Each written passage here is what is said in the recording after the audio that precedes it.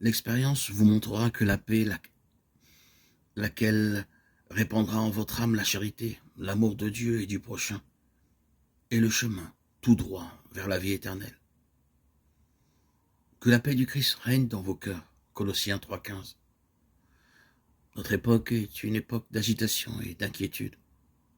Cette tendance évidente dans la vie quotidienne de nos contemporains se manifeste aussi bien souvent dans le domaine même de la vie chrétienne et spirituelle. Notre recherche de Dieu, de la sainteté, du service du prochain est fréquemment, elle aussi, agitée et anxieuse, au lieu d'être confiante et paisible comme elle devrait l'être. Si nous étions dans l'attitude des petits-enfants comme le demande l'Évangile. Pourtant, il est fondamental pour nous de comprendre un jour que le cheminement vers Dieu et vers la perfection qui nous est demandé est bien plus efficace et court, bien plus aisé aussi, quand l'homme a su apprendre peu à peu à conserver en toutes circonstances la paix profonde de son cœur. Car alors, il se rend docile à l'Esprit Saint et le Seigneur fait en lui, par sa grâce, bien plus qu'il ne pourrait faire par ses propres efforts.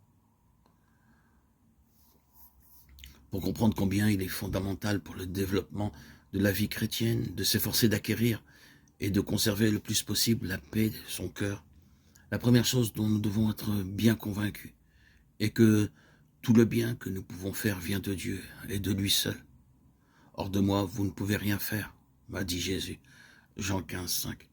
Il n'a pas dit « vous ne pouvez pas faire grand-chose », mais vous ne pouvez rien faire. Il est essentiel pour nous d'être bien persuadés de cette vérité. Il nous faudra souvent bien des échecs, des épreuves et des humiliations permises par Dieu pour qu'elles s'imposent à nous. Non seulement au plan de l'intelligence, mais comme une expérience de tout l'être. Dieu nous épargnerait, s'il le pouvait, toutes ces épreuves. Mais elles sont nécessaires pour nous convaincre de notre impuissance foncière à faire le bien par nous-mêmes. Selon le témoignage de tous les saints, il nous est indispensable d'acquérir cette connaissance. Elle est en effet le prélude nécessaire à toutes les grandes choses que le Seigneur fera en nous, par la puissance de sa grâce. La plus grande chose que le Seigneur ait fait est de nous avoir montré notre petitesse, notre impuissance. C'est ainsi que parlait la petite Thérèse. Si nous prenons au sérieux la parole de l'Évangile de Jean citée, nous comprenons que le problème fondamental de notre vie spirituelle devient celui-ci. Comment laisser Jésus agir en moi? Comment permettre à la grâce de Dieu d'opérer librement dans ma vie?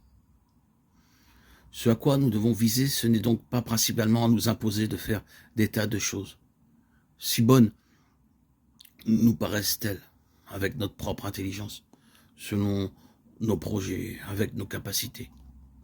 Mais nous devons plutôt essayer de découvrir quelles sont les dispositions de notre âme, les attitudes profondes du cœur, les conditions spirituelles qui permettent à Dieu d'agir en nous. C'est seulement ainsi que nous pourrons porter du fruit, et un fruit qui demeure. Jean 15, 16.